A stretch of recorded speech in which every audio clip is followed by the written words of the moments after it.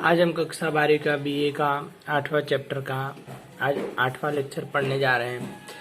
कार्यशील पूंजी को प्रभावित करने वाले तत्व, कौन कौन से तत्व जो कार्यशील पूंजी को प्रभावित करते हैं उसके बारे में हम आज पढ़ेंगे। तो पहला पॉइंट है व्यवसाय के प्रकार और स्वरूप। कार्यशील पूंजी की आवश्यकता व्यवसाय के प्रकार और स्वरूप पर आधारित है। उदाहरण स्वरूप किसी व्यापारी की इकाई को बड़े पैमाने पर माल स्टॉक रखना पड़ता हो और साख पर माल का विक्रय करना पड़ता हो तो उन्हें कार्यशील पूंजी की अधिक आवश्यकता होती है, इसलिए वो स्वरूप में अनुसार कार्यशील पूंजी की मात्रा परिवर्तित होती रहती है। उदाहरण स्वरूप गैर कंपनी, विद्युत कंपनी अल्पकालिक कार्यशील पूंजी आवश्यकता होती है, जबकि श्रम प्रधान उद्योगों में अधिक कार्यशील पूंजी की आवश्यकता होती है। मतलब इसमें क्या होता है कि कोई भी चीज़ अगर उनको अपने गोदाम में रखना है, स्टॉक रखना है और प्लस क्या उधार पे माल बेचना है तो उनको कार्यशील पूंजी उसके अंदर होनी जरूरी है, मतलब पैसे उसके अंदर होना आवश्यक है, उनके पास होना चाहिए। ठीक है। व्यवसाय का कद जैसे व्यवसाय का छोटे कार्यशील पूंजी की आवश्यकता कम हो और जैसे व्यवसाय के कद में विस्तार में वृद्धि हो तो कार्यशील पूंजी की आवश्यकता होती है। मतलब जो अगर छोटा अगर मतलब व्यवसाय है तो उसमें कार्यशील पूंजी कम चाहिए, अब अधिक बड़ा व्यवसाय है तो उसमें कार्यशील पूंजी की आवश्यकता अधिक होती है। अब उत्पादन चक्र के बारे में अगर हम देखें तो उत्पादन चक्र जो दिया गया है इसके अंदर तो कच्चे माल का क्रय और तैयार माल का उत्पादन, इन दोनों के बीच में समय अवधि अर्थात उत्पादन चक्र की समय अवधि के दीर्घ हो तो कच्चे माल के दीर्घ अर्ध दीर्घ माल समान क्रियाशील पूंजी के नियोजन होने की आवश्यकता अधिक होती है। उदाहरण स्वरूप सूती कपड़ा और पटसन का उद्योग उत्पादन का चक्र दीर्घकाल समय होने से अधिक कार्यशील पूंजी की आवश्यकता होती है, जबकि बेकरी डेयरी और उद्योग की उत्पादन की समय अवधि अल्प होने से मात्रा कम कार्यशील पूंजी की आवश्यकता है। मतलब क्या होता है कि आप सूती कपड़ा, पटसन इस सब चीज़ों को बनाते हैं और तरत बिकते नहीं है और कुछ महीनों के बाद बिकते, तब तक तो पूंजी आपके पास होनी चाहिए कि आप कंपनी को चला सको। बाकी दूध है, डेयरी है, आज निकाला कल बेचा तो तरत पैसे मिल जाते हैं, तो इसमें भी इसका उत्पादन के बारे में ध्यान देना पड़ता है। उत्पादन की नीति और मांग के प्रकार। उत्पादन वस्तु की मांग, मौसमी मांग और व्यवसाय इकाई की पूरी वर्ष के दौरान स्थिर उत्पादन की नीति हो तो कार्यशील पूंजी की आवश्यकता होती है। और उदाहरण स्वरूप गर्म कपड़ा और का उत्पादन करने वाले अधिकतर कंपनियां 12 मास उत्पादन जारी रखती है, जबकि क्रय शीत ऋतु में होता है। मतलब क्या होता है कि जो कंपनियां होती है कि अमुक समय में ही उनकी बिक्री हो पाती है, ठीक है, तरह उसकी बिक्री हो पाती नहीं है।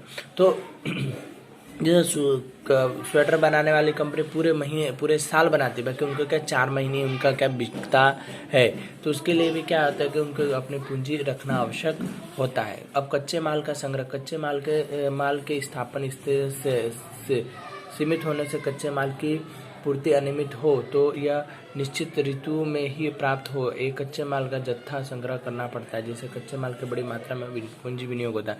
मतलब कुछ कच्चे माल जो है वो क्या होता है एक ही समय पे हमको मिल पाते हैं, ठीक है, वो बार बार मिल पाते नहीं है। तो जो कच्चा माल है उसको निकालने के लिए, जैसे मान लो कि कपास है तो कपास एक ही मौसम में होता है तो उसको पहले से ला कर रखना पड़ता है, तो उसको संग्रहित करने का भी खर्च लगता है। अब साख नीति मतलब उधार पे जो माल बेचे जाते हैं उनके बारे में अगर हम पढ़े तो तैयार माल के विक्रय नगद से करने की नीति के अल्प कार्यशील पूंजी की आवश्यकता होती है, परंतु साख पे विक्रय नीति के अपनाई गई हो तो कार्यशील पूंजी आवश्यक बढ़ती है। इसलिए इस प्रकार से कच्चा माल का सरलता से साख से उत्पादन हो तो उसके अल्प कार्यशील पूंजी की आवश्यकता, जो कि कच्चे माल का क्रय नगद की करना पड़े तो उसके लिए क्या कार्यशील पूंजी की आवश्यकता में वृद्धि होती है। अब इसमें क्या होता है कि साख में हमको कोई चीज़ वस्तु को क्या उधार में बेचना हो तो पूंजी की आवश्यकता है, नगद बेचे तो उसके लिए कोई नहीं, क्योंकि नगद बेचेंगे तो तब पैसा आए, पर उधार में बेचने के लिए हमको क्या कंपनी के अंदर पूंजी की आवश्यकता पड़ती है।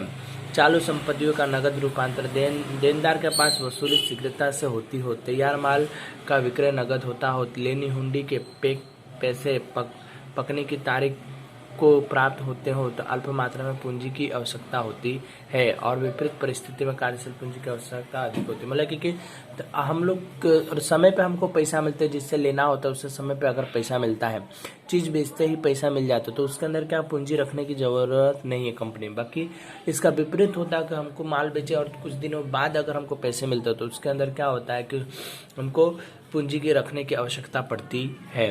स्टॉक में परिवर्तन दर, तैयार माल का स्टॉक परिवर्तन दर ऊंचा होता है, कार्यशील पूंजी की अल्प आवश्यकता होती है। स्टॉक परिवर्तन दर की निम्न हो तो कार्यशील पूंजी की अधिक आवश्यकता पड़ती है, यह कार्यशील पूंजी तैयार करने का नियोजक होता है। मैं स्टॉक दर में अगर आपको ज़्यादा स्टॉक रखना है तो आपके पास पूंजी ज़्यादा होनी चाहिए और कम स्टॉक रखना है तो कम होनी चाहिए, इसलिए कंपनी के अंदर पैसे की भी आवश्यकता पड़ती रहती है।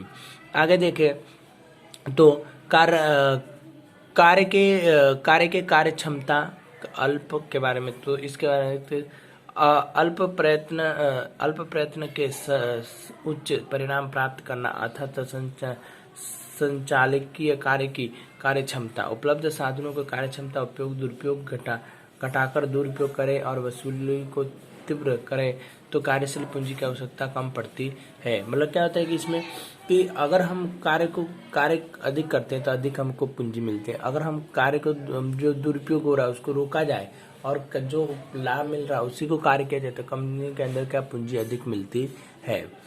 आगे देखें तो लाभ का वितरण, डिविडेंड के रूप में किए जाने वाले लाभ का वितरण नगद और प्रभावित होता है, मतलब नगद में मिलता है क्योंकि डिविडेंड नगद चुकाया जाता है। कंपनी को लाभ में बड़ा डिविडेंड के रूप में वितरित करती है हो तो व्यवसाय में से अधिक नगद बाहर जाने की कार्यशील पूंजी की आवश्यकता अधिक होती है। मतलब अधिक बेचोगे तो अधिक पैसा आएगा और जगह माल का स्टॉक रखने के लिए आपको अधिक पूंजी की आवश्यकता पड़ती है। आज के लिए हम इतना ही पढ़ेंगे, आगे हम कल देखेंगे।